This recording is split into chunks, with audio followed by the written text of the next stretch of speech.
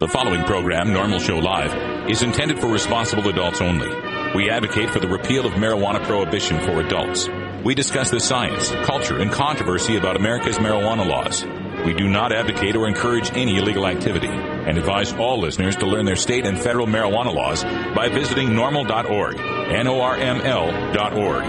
Opinions and claims made by guests and advertisers of NORML Show Live are their own and do not necessarily reflect the philosophy and policies of NORML. Listener discretion is advised.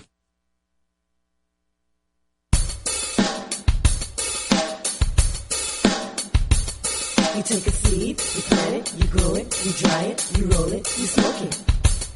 You take a seed, you plant it, you grow it, you dry it, you roll it, you smoke it, and it goes down smooth. Hey! Spanning the continent to bring you the truth about cannabis and marijuana law reform. I smoke pot and I like it a lot. From the promise of legalization. And I think we need to rethink and decriminalize our marijuana laws. To the agony of prohibition. One major responsibility is to encourage people to use less drugs. The National Organization for the Reform of Marijuana Laws presents NORML Show Live, Marijuana Nation. Now, here's your host, NORML's Outreach Coordinator,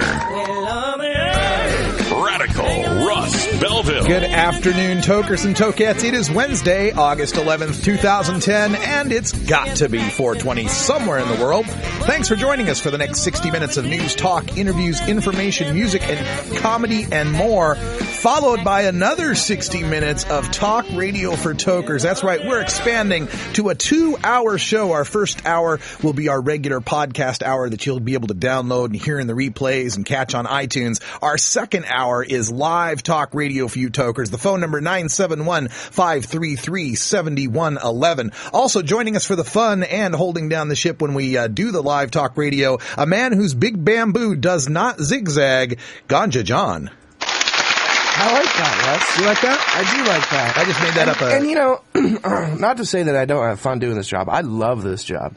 But once we started doing that second hour of Toker Talk Radio, oh, yeah, I've had a lot more fun. A lot more fun. And you'll notice that John is wearing the hoodie today because here in the middle of August in Portland, Oregon, it was cool enough to have to wear a sweatshirt. I'm wearing a sweatshirt with the hood up. Actually, so. The joke going around Portland is, did you like summer this year? It came on a Saturday. Joining us also from our virtual studio in Astoria, Oregon, the lovely and talented Canada's Carrie. I think that we just hold summer off until after school starts just to taunt the children of Oregon. There we go. Take that, kiddies. Yeah. Carrie brings us our news right after our first break. So what's in the headlines today, Carrie?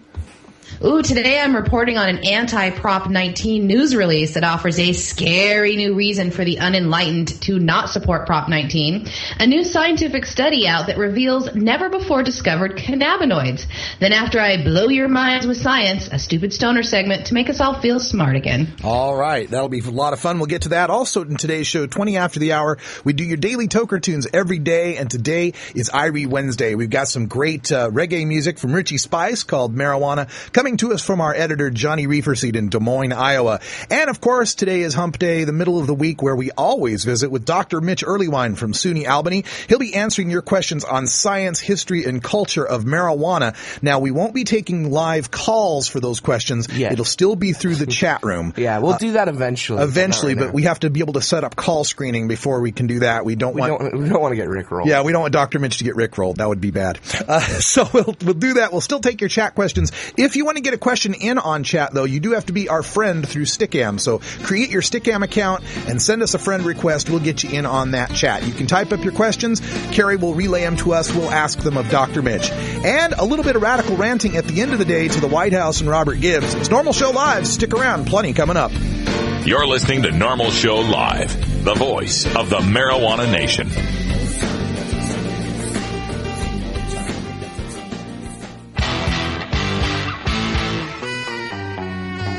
The National Organization for the Reform of Marijuana Laws, or NORML, invites you to our 39th Annual National Conference, Legalization, Just Say Now, Thursday, September 9th through Saturday, September 11th, 2010, at the opulent Governor's Hotel in downtown Portland. The war on drugs has been a failure, and I think that we need to defend it and criminalize marijuana laws. Extend your visit through Sunday, September 12th, and you can also attend the free 2-day Portland Hempstock, the largest outdoor cannabis and music festival in Oregon. I inhaled frequently. That was the point. Just say now. The NORML National Conference, September 9th through 11th in Portland, Oregon. Details available on the web at norml.org/conference or by calling 202-483-5500.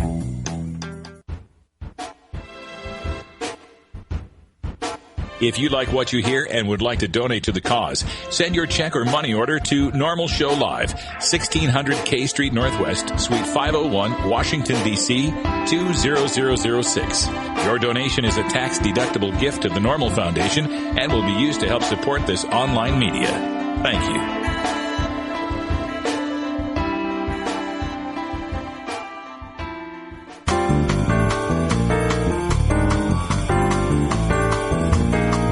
Medical marijuana, industrial hemp, consumer cannabis. It's time for this week's NORML News with Cannabis Carrie. We've had some fun in recent days poking around the anti-Prop 19 websites. Well, today I got a press release from an opponent of Prop 19, Nip It in the Bud 2010. Prop 19 is the ballot measure that would legalize cannabis for adults in the state of California and would allow Californians to grow very small 5x5 indoor gardens for personal use. Alexandra Dadig, who spearheads the group, is sending out a press release to media outlets to warn about the dangers of indoor gardening and her efforts to defeat the voter initiative. The release is titled Killer Fungus Grows on Marijuana and says that it is an announcement of an investigation and the results of that investigation, although the exact investigation seems to be links to videos and a UK study of killer mold from 1996. It says that research reveals health and life-threatening flaws with Prop 19 and claims that the homeowners' insurance rates will skyrocket if Prop 19 passes due to the major risk of black mold contamination in homes. Dadig is saying that because of black mold, we shouldn't allow anyone to grow marijuana either outdoors or indoors. She explains that black mold needs 4 things to grow in a home: wood or other forms of cellulose such as plant matter, water, heat, and air. She says, stunningly, indoor marijuana cultivation offers all 4. The press release claims that this alone will cause financial hardships for homeowners and insurance companies. Dadig says that the 3 most dangerous strains of Aspergillus fungus naturally exist on the cannabis plant, and that the drying process of the plant can result in deadly alpha toxins. Dadig says a 1996 treatment study conducted in the UK says that mold treatments cost an average of $63,000 per patient. Well, we'll have to ask our own expert coming up later on today's show just how much of a problem will this present to the homeowners of California, and is the risk a justifiable reason to keep cannabis consumer status as criminals in the Golden State? Oh my gosh, there's a toxic mold. Let's keep locking up pot smokers. Of course, the answer is no. My God, she's talking about this, the supposed Aspergillus risk, which is such a slight and small risk. It's ridiculous. Bullcrap. It's absolutely, I mean, it gets me angry because this is the reason why they say I can't have a kidney transplant is because of Aspergillus. Yeah. And the fact of the matter is if a kidney transplant patient wants to completely shield himself from Aspergillus, it's time to pull the carpet out of your house. Yeah. And maybe pull the walls to the studs because, you know, it's a non-issue. Yeah. It really is. Aspergillus is everywhere. You find it in the carpet, you find it on the ground. I mean, Dadig's statement here even says that it likes to grow where there's wood, water, heat, and air. Oh, it sounds like my house. It sounds like Florida. What are you going to do here? It's going to grow everywhere. That's the nature of mold. It's such a minor risk. And the idea that this kind of risk would be, you know, something that we'd want to do, that we would justify, you know, criminalizing marijuana. I mean, California's had legal medical marijuana since 1996. So lots of people have already been growing marijuana in their homes. Have you heard about the great, the great Aspergillus epidemic in California? Yeah, exactly. Yeah, it's like outlawing cars because they get in crashes. Yeah, cars get in crashes. We can't have any cars anymore. Yeah. Oh, Carrie, we'll talk to Dr. Mitch about that little later on the show. Thanks for bringing that one up. And new research from the Neurobiology and Behavior program at the University of Washington reveals another chemical that your body produces that resembles those found in cannabis. The latest endocannabinoid that researchers have unlocked has been named 2AG, and it binds to our brain's natural receptors on the nerve cells and microglia, a specialist cell that cleans up debris like dead cells and plaque. 2AG can trigger brain cell relocation and can help to reduce inflammation, which might explain why similar compounds released from smoking cannabis can offer relief to sufferers of brain-related diseases like MS, brain tumor, Alzheimer's, Huntington's disease, and other autoimmune or neurological disorders. In the ongoing research, they discovered that 2AG binds to an enzyme called ABHD6, an enzyme that was previously a mystery. According to the research, designing treatments that manage the production and inactivation of important brain chemicals like ABHD6 can control the accumulation of different endocannabinoids. Each of these enzymes provide a unique therapeutic opportunity. Inhibiting distinct enzymes would allow for fine-tuned direction of the endocannabinoid signaling. For example, blocking a specific enzyme to heighten a certain signal might alleviate pain and also act as anti-anxiety and antidepressant therapies, according to the authors. Drugs that reduce the activity of ABHD6 enzyme might prevent brain damage from an overactive response to a virus. They also discovered that the enzyme uses water to break down 2AG, degrading the signal and reducing the effectiveness. With that information, researchers can devise new compounds that would effectively increase the beneficial effects of the cannabis chemicals. The new study is published in the journal Natural Neuroscience and has a list of 19 researchers that contributed to the study. The lead authors are William Mars of the Neurobiology and Behavior program and Dr. Nephi Stella, University of Washington's professor of pharmacology and psychiatry. The study was supported by grants from the National Institute on Drug Abuse and the National Institute of General Medical Sciences, both part of the National Institutes of Health. That's really good news. We're finding out more about the endocannabinoid system. You know, I don't have children, but I am really looking forward to getting old. And the reason why I want to be 70, 80, 90 years old, because I want to live in the time when, of course, cannabis is already legalized and its many medical applications have been fully realized. And I want to be able to talk to young people and tell them about how it was criminalized back in my day. And people were locked up and people had to go to great lengths just to even allow sick people to use cannabis. And they'll look at me like I think we look back at the old medical books of the Middle Ages when they used to bleed people and have leeches and all of that kind of treatment. I mean, they will look back at us and say, wait a minute, you mean that there was a plant that had the most beneficial properties and very non-toxic and helpful for a system in our bodies that runs through every organ and has control over homeostasis and so many important functions in our life, and you guys lock people in prison for it? I mean, I think it'll just blow their minds. They won't even be able to comprehend of how we could have been so short-sighted and so stupid as to put corporate profits and fear-mongering and racism in front of people's lives. It's just going to blow their minds, and I can't wait till that day.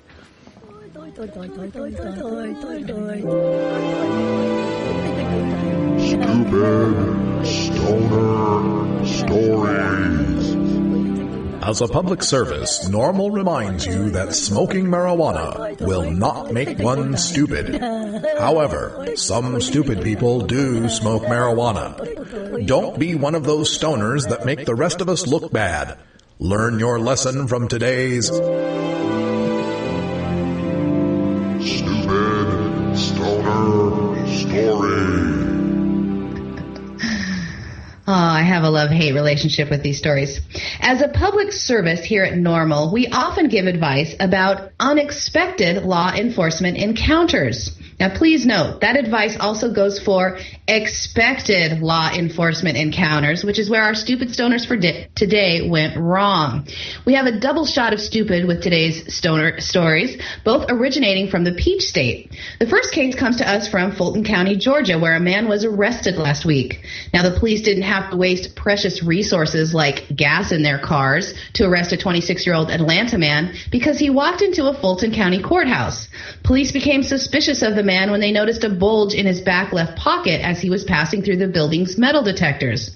An officer asked him to empty his pockets, to which the man answered, I don't have anything, and refused to empty his pockets. After several requests to have him empty his obviously filled with something pockets, the officer had the man place his hands on the wall and the police checked his pockets for him. What did they find this gentleman casually bringing into a courthouse? Why, 19 separate bags of marijuana. Turns out our stupid stoner also had an active warrant as well. He was charged with possession with intent to distribute. Duh. A second case of stupid comes from Clarkston, Georgia, where 2 men were involved in a car accident. The no-injury accident was caused when a car hit the back end of the car that our 2 superstars were in. One of the men called 911 to report the accident, and before the 911 dispatcher could come onto the line, one of the men is recorded saying, "Gotta find the weed, bro." The rest of the 911 call is littered with the caller and the second passenger discussing hiding the marijuana before the cops get there, as well as telling the dispatcher about the wreck and giving them their location. The caller even responds to his friend by telling him to calm down. They have a good 10 minutes to get the stuff out before the police arrive. I guess the 10 minutes wasn't quite long enough to find a good hiding place, as the officer first on the scene says the 2 men were suspiciously standing in front of some bushes when she arrived. The officer easily found a bag of marijuana in the bushes behind each of the men, along with 2 scales. Both gentlemen were charged with intent to distribute marijuana. So the lesson here is when you know you are going to encounter law officials, use your head before the encounter occurs. And if we have to instruct you about the dangers of taking 19 individually bagged portions of cannabis into a courthouse and through a metal detector, maybe selling weed isn't your game. While you have a standing bench warrant. Yeah, amazing. What a moron. Wow. Oh, wow. You know, some people jump out of planes, some people walk into courthouses with 19 bags of marijuana. I don't know how you get your kicks, but, to each his own. To each his own, no kidding here. I feel bad for the guys that got in the wreck, though. I do feel bad for that, because even if they'd followed advice of, keeping the weed in the trunk or, whatever else they might have had in the trunk, like we tell people, they still, it would have wrecked and could have flown out of the trunk. Right. But you can do the hiding before you call 911. Yeah. Right? Yeah. You can get that taken care of in advance. As for the 26-year-old with the 19 bags walking into the courthouse, that's a plea for help. That's all you can say about that. I mean, I don't see how that's even beyond stupid. That's just it's hard to even wrap words around the notion that you're going to walk into a courtroom carrying 19 individually wrapped bags. Leave them in the car, whatever else you got to do. Exactly. I did want to bring up something that one of our loyal listeners brought to us, some more tossed salad for you. Of course, we've been talking about tossed salad, the Stoners Against Legalization article of the day. This isn't exactly an article. It's just a report on a dispensary, another one, that is against Prop 19. That's right, another dispensary against Prop 19. So we put put the word out here as a public service for you to make your feelings known to that dispensary in a manner in which you feel is appropriate. It is the Patient to Patient Collective in South Lake Tahoe, California. Patient to Patient Collective, South Lake Tahoe, California, believes that you should continue to be ticketed for less than an ounce of marijuana and given a misdemeanor record. Patient to Patient Collective also believes that you shouldn't have the right to grow your own 5x5 garden if you're not a Prop 215 patient. They feel that you should be a felon and you should be taken away and locked up for a very, very long time. So if you are currently shopping at the Patient to Patient Collective in South Lake Tahoe, California, just know where your money's going to. It's going to people that are putting their time, effort, and money that they raised from selling marijuana to imprison, arrest, and ruin the lives of other people who want to grow their own marijuana for personal use. As you can tell, I don't have very good feelings about these kind of people. Patient to Patient Collective in South Lake Tahoe, California. Also, the Unity Collective in Sacramento, California is another one that is against Prop 19 legalization for the rest of it. Again, I've often characterized this as the I got's mine attitude. These are the kind of people that think that having Prop 19 be voted on is somehow going to affect them as Prop 215 dispensaries. And it just might, if people can grow their own gardens and there's more there's more business in the cities that will allow for the commercial buying and selling of marijuana, it does end up being competition to those dispensaries. You know, the dispensary industry is being cut down lately. You know, Los Angeles County, they've been winnowing it down from the 1,000 or so down to just 170. And so, of course, as that market shrinks and there's only a few sellers, they kind of like that position that they're in, that they're the only ones you can get the cannabis from. So stand up to these people and let them know they need to support full legalization. Break time. Break time. We're going to take ourselves a quick little break. When we come back, we got some Irie Wednesday reggae for you from Johnny Reverseed in Des Moines, Iowa. Some Richie Spice. Stay tuned. It's 20 after the hour, and we have to take a short break, if you know what I mean. Please support these sponsors who support NORML Show Live. Oh, have you ever met that funny reefer man? A reefer man. Have you ever met that funny reefer man? A reefer man. If he said he swam to China, he would say to South Carolina. Then you know you're talking to that reefer man. NORML Show Live will bring you exclusive live coverage of Seattle Hempfest on the third weekend of August. You'll probably remember more of it than those of us attending. Today I was walking down the street, to my surprise, yeah. High as a kite, everybody. This drug in front of me is what they call marijuana. If we had a dime for every dime bag bought in America, marijuana would be legal by now. Donate to NORML at NORML.org and support NORML Show Live. I'm going to light. Roll a big fatty.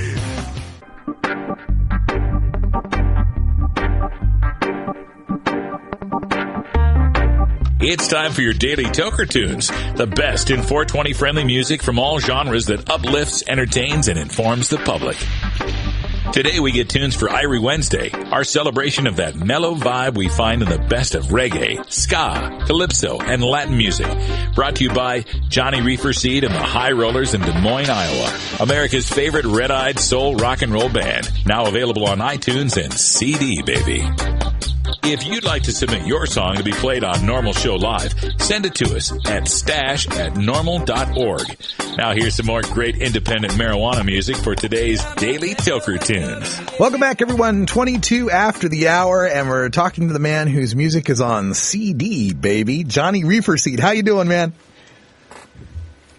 Good, Russ. We're just in Iowa. We're just battling constant rain and floods, and it's been not a good week for a lot of people down here. But that's sad. That's sad to hear, man. I hope that we can bring them a little bit of happiness through this show and maybe take their minds off of those troubles. I know out here it's been a weird kind of month for the weather too, but nothing as drastic as that. I hope you're doing okay.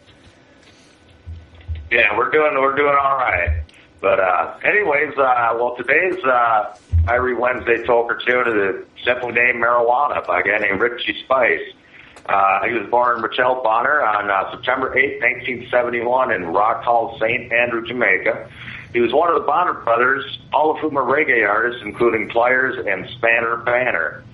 Having gained popularity in the mid-'90s, Spice has performed at all major shows staged locally, namely Reggae Sunsplash, White River Reggae Bash, Rebel Salute, and many others. Spice has opened shows for the likes of Chaka Damus and Pliers, Spanner Banner, and Rita Marley on extensive tours of Europe and the United States through 96, 97, and up till now. More recently, a remix of one of his more popular tracks, Marijuana, by Digital Mystics coach he renamed Burnin', has focused more attention to him in the blossoming dubstep scene coming out of the UK. The original version of Marijuana also appears on These Are Serious Times Modern Reggae compilation on XL Recording.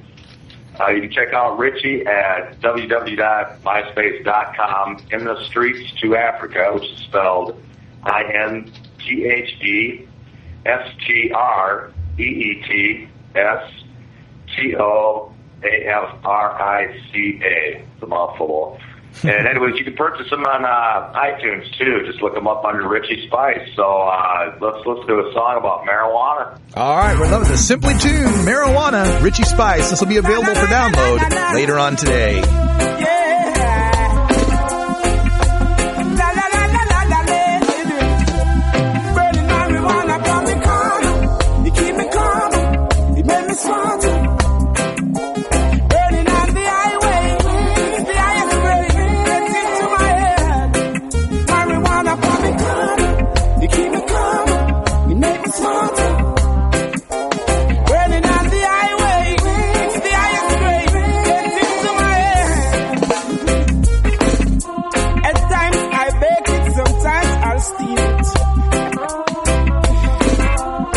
to some of my brethren and my sisters who use it. It's the king of the forest, Babylon, they don't like it. They chop it up, they heap it up, and then they destroy it. You see, they stick you up, they lock you up, they take it for a crime. When it's the healing of the nation, bet you never know. The healing of the nation. Why? Marijuana, public color. You keep me calmer, you make me smarter. Burning on the highway, it's the highest grade. Gets into my head. Marijuana, public color. You keep me calmer, you make me smarter. Burning on the highway, it's the highest grade. Gets into my head. Don't think I'm joking, or it's what I'm smoking. I tell my friend it, that's how it, and it touch up like a token. Oh, the pastor man, them smoke it, and them said that it's the real. Oh, years ago, I bring a song about it, I will sing. Yeah, marijuana from the corner. You keep me calmer, you make me smarter. Burning on the highway, it's the highest grade. Gets into my head. Marijuana from the corner. You keep me calmer, you make me smarter. Burning on the highway, it's the highest grade. Gets into my head. At times I'll steam it, sometimes I'll bake it. I give it to some of my brethren and my sisters who use it. It's the king of the forest, Babylon, they don't like it. They heap it up, they chop it up, and then they destroy it.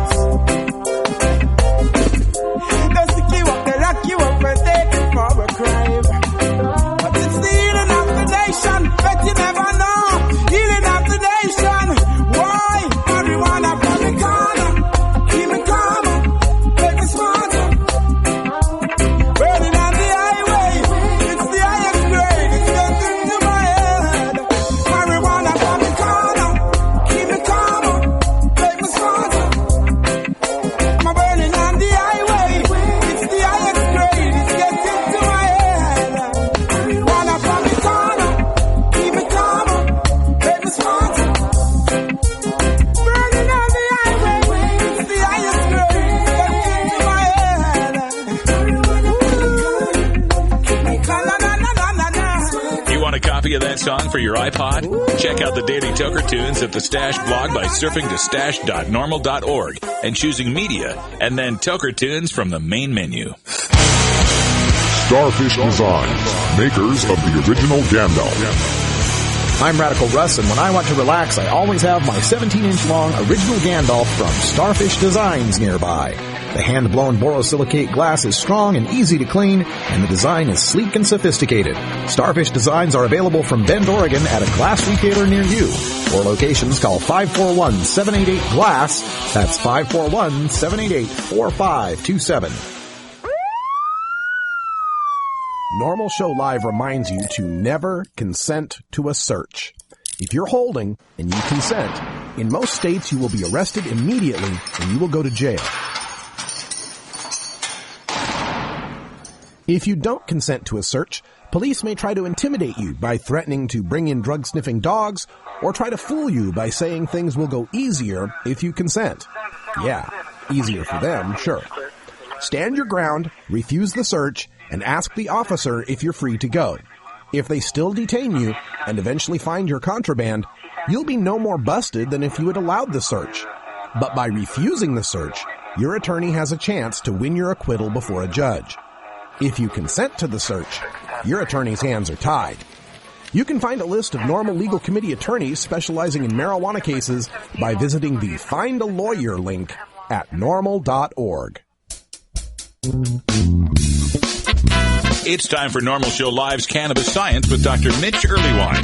Dr. Earlywine is a professor of psychology at the State University of New York in Albany and the author of Understanding Marijuana. Now here's your dose of cannabis science. Welcome back, everyone. 30 after the hour, and we're joined once again by Dr. Mitch Earlywine. Always great to have you here on the show, Doctor. Welcome back. Thanks for having me. We have all sorts of great information to get to on today's show, and we're taking your live chat questions through our Stickam window. Just sign on stickam.com/normalshowlive. Become a friend of the show, and you can ask your live chat questions. Before we get to them, we always give Dr. Mitch the first word here, and if you've got any new studies or information you'd like to impart to our audience. Actually, I just wanted to thank the folks who emailed me about my mom. She is, out of the woods as far as the heart attack is concerned, and I just really appreciate all of the support from the community. Oh, well, the community appreciates all your support for us. I know your articles in High Times Magazine, Ask Dr. Mitch, and all the books you've written have helped so many people, so I'm sure they all wish the best for you. We began today's show with our news headlines, and Cannabis Carry had a couple of things that we had covered that we definitely wanted to get some response from you, so let's bring Carrie in on that story that we got from Nip in the Bud. Go ahead, Carrie. Oh, sure. I don't know if you heard that, Dr. Mitch, but the opponents of Prop 19 have a scary news release saying the reason we shouldn't legalize is because of the fear of Aspergillus mold. It will be in people's houses with indoor gardens, and also that alone will make everyone's homeowner's insurance skyrocket. Do you have anything to say about that? This is such an asinine thing that I don't even know where to begin. First of all, that mold is really a product of prohibition. Why are people having to grow indoors in these incredibly oddball arrangements with charcoal filters and everything all, away from the natural earth? Well, guess what? It's not because they want to. It's because they can't pull it off given our current laws. And then that mold is actually relatively easy to keep track of, as Danny Danko will undoubtedly confirm if you're, just a vigilant grower like pretty much anyone else. And then this tacit assumption that it's going to raise everybody's home insurance. I mean, they're really grasping at straws here now. This is something where there are, literally tons and tons of growers all over Northern California, and we're yet to hear of these outrageous cases that should be developing. I don't mean to minimize anybody's concerns if they've developed a mold-related illness. I know they can be severe and really problematic, but this is clearly not a top priority when you compare it to, 800,000 arrests every year nationally. One thing that she specifically said in the press release was that the three most dangerous strains of Aspergillus fungus naturally exist on the cannabis plant. Can you speak to that? Well, they only naturally exist on the cannabis plant if they're already present. And in fact, they would also naturally exist on a host of other plants, including some of the relatively common ones a lot of folks have in their homes.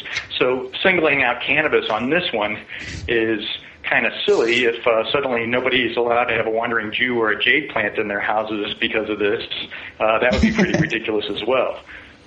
All right, and then the second story that we did, I wasn't sure if you read the research that came out this weekend from the University of Washington revealing a new endocannabinoid, the 2-AG. Did you read that research? So I've been down visiting my mom in the nursing home, so I've been right on top of this, but I did get the headline. And the preliminary evidence for the possibility of this has been around for a little while. And the notion that anandamide and some other receptors and some other substances in our bodies might activate other receptors in the body has been something that seems like it should be out there. And I'm delighted that this has been isolated. I think they're going to get a closer look at this, and we're going to find it's really active in a number of different areas of our brain and our body. And I'm looking forward to seeing, first of all, another lab replicate this, and to find out just what its genuine function is. I think it's going to probably work somewhere in either the pleasure center, satiety, and hunger, and things like that, much like we would guess, knowing what we know about the cannabinoids. Well, I thought it was fascinating that they said the enzyme ABHD6, where this 2-AG binds to, has been a mystery up to this point. And I was just wondering, do you think that this last nugget of knowledge might possibly lead to cannabis, Alzheimer's, or MS treatments going mainstream? Or is that just way far off? This is just too little knowledge for us at this point. It seems probable that at least the protection against toxins, against neurons, is going to be there, but we're definitely animal stage here. This isn't going to develop overnight, and it's unclear if this might have some inadvertent negative effects on some other system, but it's relatively brief in its action. It's not something that turns on and stays on a long time.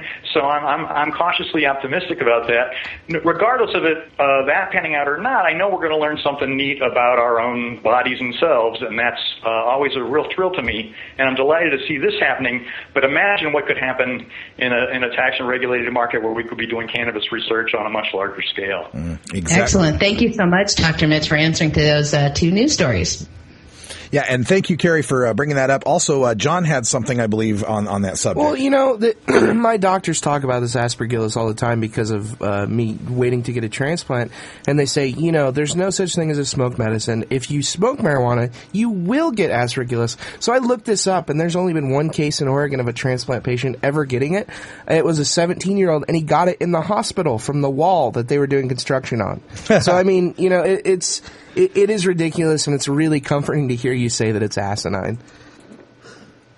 Well, and you know, if you are concerned, by all means, put your cannabis in an oven that's been warmed to about 200 degrees and turn it off and let it sit in there, and that kills a whole lot of mold.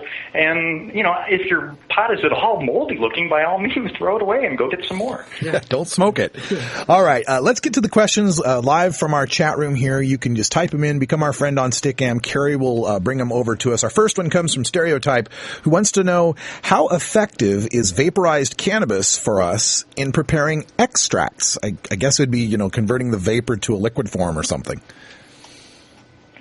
It's relatively inefficient, so it would probably be better to go ahead and use raw plant and then, you know, show the patients you need for alcohol in particular. Let it sit there for a couple of months, and you'll be stunned and delighted what a great extract that will make. Trying to, you know, short-circuit it via the vaporized plant ends up just making for a kind of weird resiny mess in your bag or bottle. Mm.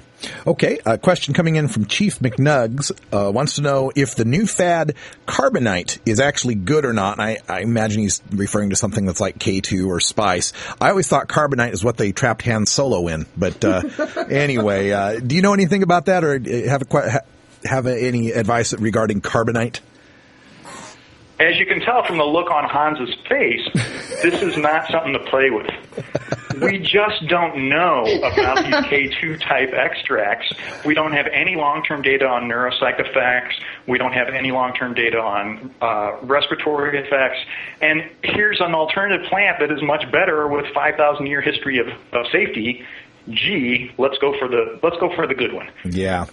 We have a question from an anonymous poster here. Wants to ask, will using cannabinoids make one age slower, resulting in a longer, healthier life? Or if you could just give any information about cannabinoids and aging. Well, it's funny because every time I say this, LV Musica ends up popping up, and she's, 60-something years old, looks like she's 50 and is as spry as any 20-year-old. But she may be the exception. Clearly, the cannabinoids are antioxidants, and other antioxidants seem to do well for minimizing the impact of age. When you look at turmeric and vitamin E and other things that seem to keep free radicals to a minimum, they do help cells live longer. It makes sense that THC would do so as well, and every time I don't jump up and down about, oh, it's true, I always get some nasty hate mail.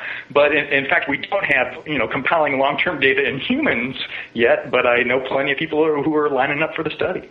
Okay. Question from Brian Kerr wants to know, does cannabis help gout? In the end, it can alleviate some of the pains associated with gout, but it's not going to treat the root cause of gout. And when you think about, well, what are the things, what foods do I eat, what wines do I drink, what are the things that make my symptoms worse, and those can be kind of individualized, that's what really has to change. Cannabis can just kind of mask some of the pain while you're waiting for the severe gout attack to go away. Here kind of a quick follow-up on the previous question coming out of the chat room. Mr. Spoff made a really good point. He says, or you can drink like a fish and see the opposite effect, hardcore aging. So is that true about alcohol? Really does kind of lead to more aging? Well, alcohol is so hard on the liver that you end up with these nasty liver-related metabolites floating around. Those start sticking in your brain, and you start seeing these outrageous frontal lobe deficits. You've all met the alcoholic who can't shut up and is always slapping you on the back and can't seem to stop doing disinhibited things. I'm afraid that's the long-term impact of alcohol.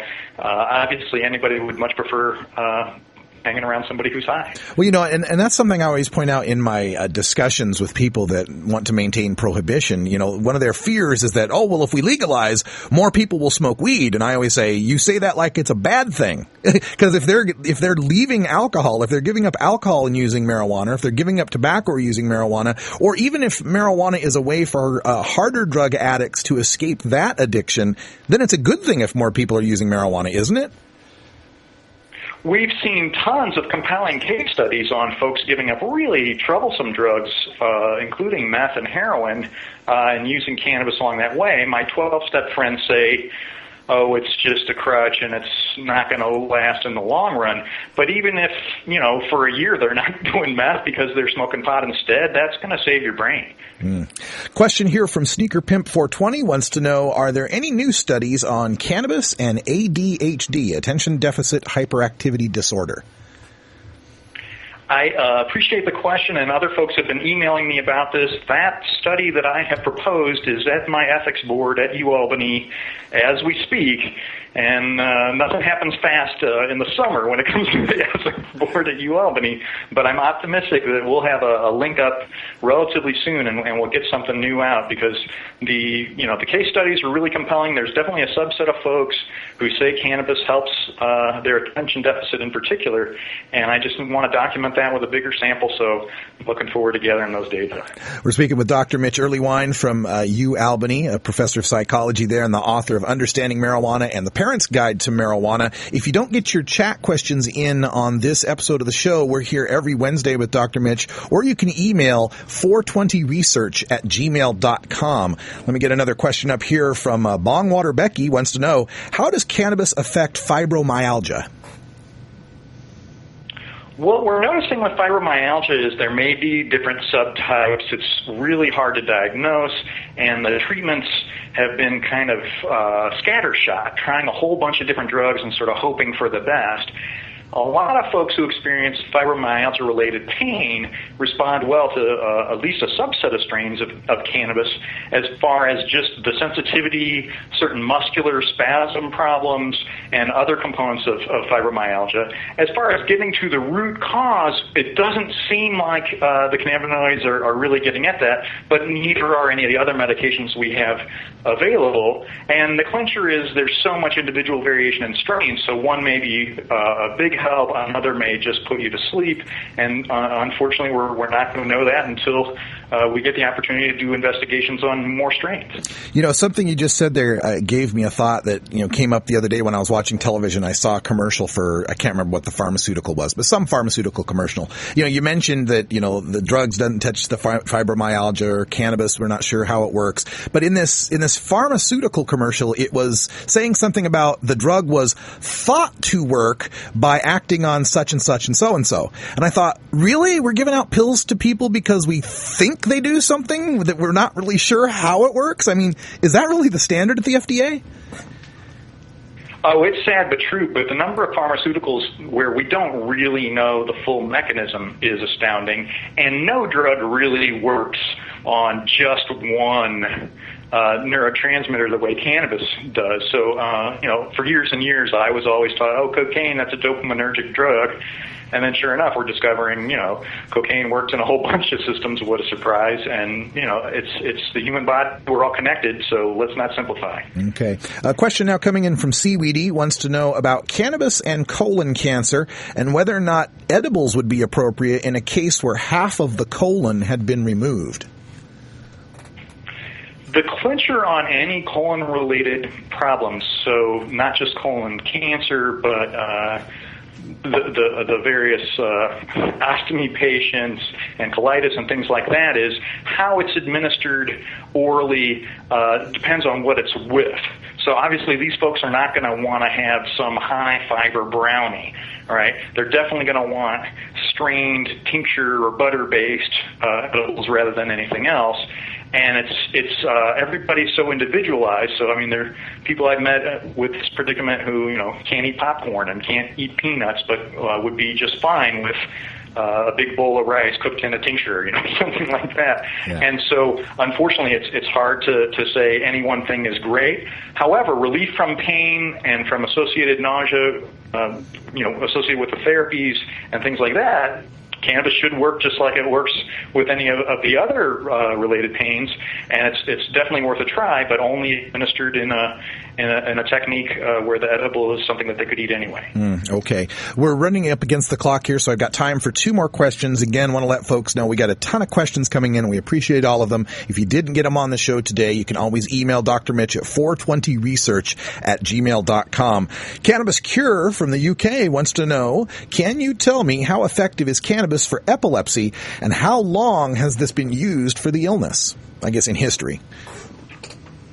It's interesting because there are at least allusions to cannabis-related things with seizures going all the way back to like ancient Greece. We're talking, Pliny the Elder and stuff, but they didn't understand how it worked, and it was kind of hit and miss, and the strength of the cannabis was limited. It looks like this may be one where the cannabidiol is the important issue, and so that some of those more high CBD strains may be the ones that are the best buffers against the epilepsy seizures. But we're talking, at least seizure more formally going back to ancient times. Wow. Okay, and our final question from Wheels04 says, unfortunately here, that his girlfriend may find out she has Crohn's disease when she goes to the doctor later today. Is there any info you could give him on cannabis being the safest way to treat the disease? I guess he needs to convince her. In fact, this is another one where individualized responses are so dramatic with Crohn's. So some people can't have caffeine. Other people, caffeine is good for their Crohn's.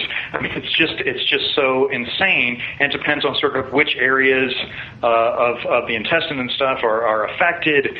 So I unfortunately can't recommend anything other than she should start small, see how it does for her, experiment with different strains and different dosages until she gets the kind of relief she wants.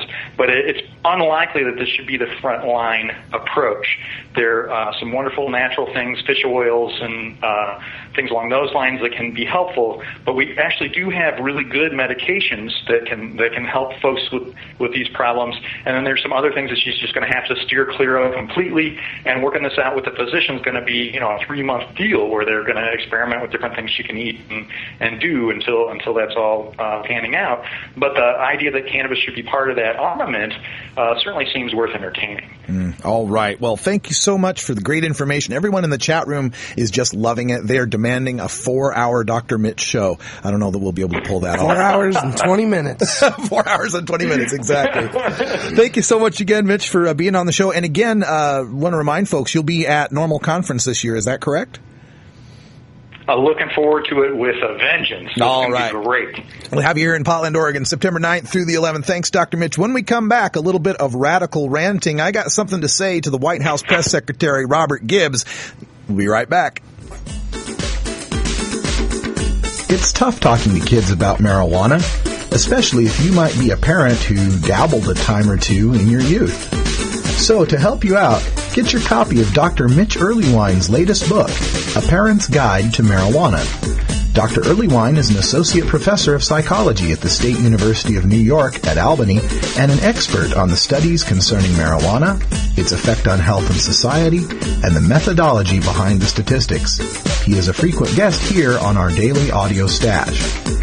Dr. Earlywine lays it all out without the propaganda and scare tactics that parents know won't work with teenagers.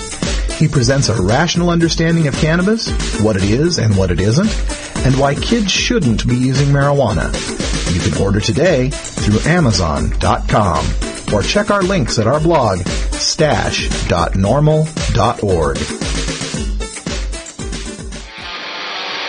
You want answers? I'm as mad as hell, and I'm not going to take this anymore. You want answers? You have offended my family. I think I'm entitled. You want answers? I want the truth! And you have offended Shaolin Temple. You can't handle the truth! Surely you can't be serious. I am serious. And don't call me Shirley. Radical Rant. Welcome back, everyone. 50 after the hour. I've got some words for the White House press secretary, Robert Gibbs. This has been a big political firestorm being reported by The Hill, the Washington, D.C. political paper, reporting on some remarks made by Robert Gibbs as he was complaining about the pressure he is getting from the political left, from the bloggers, from the blogosphere, etc., or as he liked to call them, quote, the professional left, end quote. Now, I will give you a disclaimer right off the bat. NORML is a nonpartisan organization because marijuana prohibition is a bipartisan shame. We've been arrested and locked up under Democrats, arrested and locked up under Republicans. So, it's kind of equal opportunity here when it comes to politics. And full disclosure, I am one of the professional left. I was a left-wing blogger, a left-wing talk show host, and was even at that Netroots Nation conference, the so-called professional left that he's actually alluding to. So I'll give you that full disclosure right away, but I believe that how I feel here is representative of not just people in the left wing, but also people on the right in our disappointment in President Obama when it comes to the war on drugs. Let me give you the quotes, though, from Robert Gibbs that everybody in the blogosphere and political nature here is going crazy over. He dismissed, this is according to The Hill, the press secretary dismissed the, quote, professional left, end quote, in terms very similar to those used by their opponents on the ideological right, saying, quote, they will be satisfied when we have Canadian health care and we've eliminated the Pentagon. That's not reality. I hear these people saying he's like George Bush. Those people ought to be drug tested. I mean, it's crazy. End quote. That's President Obama's press secretary, Robert Gibbs, saying those of us in the professional left ought to be drug tested because we're crazy. Now, I don't disagree to comparing Obama to Bush is crazy. Obama and Bush are nothing alike, right? Because Bush could actually push through the bill he liked through Congress, and Obama can pronounce nuclear. So it's a little bit different. The thing I'm offended is this whole the drug users are crazy slur, right? You hear this all the time and people say, oh, what have you been smoking, right? That same idea that somehow your choice of using cannabis makes you crazy, or the notion that smoking cannabis makes your judgment suspect. That's what offends me. It's this joking about drug tests that affect negatively the lives of thousands or even millions of people in this country, causing them to get fired for no reason, causing them to lose their child custody, causing them to lose their licenses, in a lot of cases, causing them to go back to prison. So the notion that we ought to drug test these people, they're crazy, is patently offensive to me, especially when you consider the drugs they're talking about are almost always cannabis, because cannabis is the majority use drug of all the illegal drugs in this country. There are 22 million of us who will use cannabis this year, 22 million adults. Mr. Gibbs, for comparison's sake, that's more American adults who will smoke cannabis this year than there are adult African Americans. Do you think, Mr. Gibbs, that if you'd come out with some, sly remark about African Americans, some sort of a slur like that, you don't think it would have massive political repercussions? All right. So you need to start thinking about us cannabis consumers. A lot of us are the people that voted you into office because we had some hope for a little change. We thought that we heard from a president a candidate who in 2004 said the war on drugs is an utter failure and we need to rethink and decriminalize our marijuana laws. A person who admitted in his teenage youth, to using both marijuana and cocaine. A person who, just like us, was one drug bust away from being a drug criminal for life. We thought maybe we could get some change. Maybe this person would understand that, like he said, the war on drugs is an utter failure. This is a bipartisan failure, just like I mentioned, and the next couple of elections are going to be very crucial in determining how our political power plays out. Prop 19 in California is set to be a remarkable sea change in what goes on in politics in America with respect to marijuana. If you see massive turnout for Prop 19, massive voter turnout that passes Prop 19, and simultaneously doesn't help Democrats in the election, Some political people, some pollsters, some whiz kids here are going to start to realize that there's some votes there in the marijuana people. There are 102 million Americans who have smoked marijuana in their lifetime, and below the age of 50, more than half of the people have smoked marijuana in their lifetime. The 5 times President Obama has brought up the open for questions, online town halls, asking the American people what issues they want the administration to solve, the war on drugs keeps popping up toward the top. Legalizing marijuana comes in at number 1. Items for drug law reform are 16 of the top 50 and 31 of the top 100 subjects that were submitted, Mr. President, Mr. Gibbs. You're going to have to start to realize that legalizing marijuana is awfully popular. I took a look at today's Rasmussen daily tracking polls for presidential approval ratings. Mr. Obama's approval rating is less than the most recent polls that say, yes, we should legalize marijuana. Mr. Obama's sitting at about 44% approval rating. We've got 2 polls from Angus Reid coming in at 52 and 53% for support of ending marijuana prohibition. We got Gallup polls coming in at 44%. And the approval rating for Congress is about 26%. So legalizing marijuana is almost twice as popular as the Congress. There are so many of us out here. And for too long, we've been stuck in the political wilderness by both Republicans and Democrats. Republicans who want to say that drug use is evil and some sort of moral issue. Democrats who are afraid of being soft on drugs, so they want to lock us up to score political points.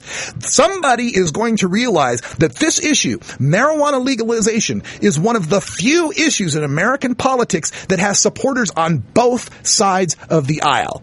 The Tea Partiers, there's a large segment of the Tea Party population that are libertarian of bent, who really believe in small government and personal responsibility and states' rights. Those folks on the right, they're all about legalizing marijuana. And over here on the left, there's a whole bunch of progressives that believe in civil justice and ending racism and treating people with respect and giving people the medicine they deserve. There's a whole bunch of us on the left that are for legalizing marijuana. So pretty soon, somebody in either the Democratic or Republican or, hey, please, some third party is going to gain major inroads by being vocally and stridently pro-marijuana legalization. We've seen it from the Libertarian Party. We've seen it from the Green Party. And they have slowly but surely been building up their votes and their support. If this Prop 19 has the effect that I think it's going to have, massive turnout and no major help for Democrats, the Libertarians are going to jump on that. The Greens are going to jump on that. And the Republicans, if they get smart, are going to jump on that.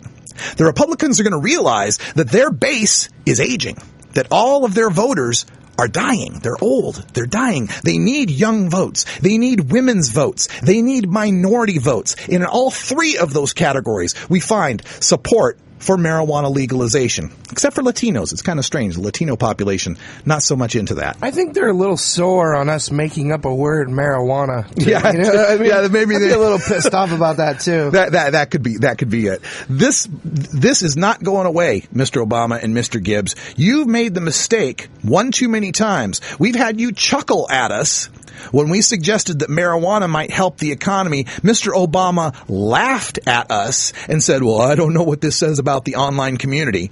You know, the online community that raised all that money on BarackObama.com and MoveOn.org, gave their money through the internet in small donations. Remember those stories from 2008 about how remarkable it was that Mr. Obama was raising all this money from small dollar donors? That was the online community, Mr. Gibbs. That was the professional left, Mr. Gibbs. You're making too many mistakes here. 2012 is coming up real quick. And if there's a Republican on that ballot named Gary Johnson, someone who is very pro-marijuana legalization, you might be looking at a one-term presidency, sir. I'm Radical Russ. Thanks for joining us here on the show. Coming up next, after the show, Toker Talk Radio live call-ins, 971-533-7111. We'll put that up on the screen. We'll be taking your calls in about 5 minutes. Hear a little bit of music, some promotions, and some talking with Ganja John. Until next time, for those of you on the podcast, I'm Radical Russ. Take care of each other, Tokers.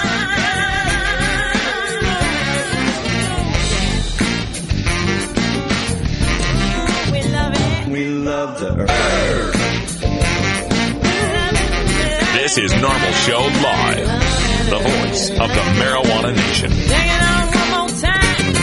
take a seed, you plant it, you grow it, you dry it, you roll it, you smoke it. You take a seed, you plant it, you grow it, you dry it, you roll it, you smoke it. You take a seed, you plant it, you grow it, you dry it, you roll it, you smoke it, and it goes down smooth. Hey!